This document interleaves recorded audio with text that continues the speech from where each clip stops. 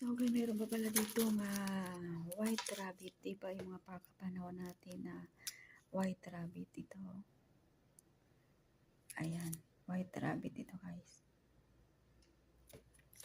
Ayan. So, actually guys, favorite ko ito noon. Kahit ngayon. So, minsan lang ako makakita ng ganito. So, binili yan ni Amo. So, white rabbit. Ayan. Masarap ito guys. Ito yung mga paborito namin mga 1990s. Yan. Ito. Mga bata pa kami nito. Pero ito guys, noon malalaki. Pero tingnan mo ngayon maliliit na yung white rabbit. Siguro, mga 3 ganyan. Hindi, kung hindi ako nagkakamali, 3 malalaking ganun. White rabbit. Magkano ba yan? Parang 5. Oo.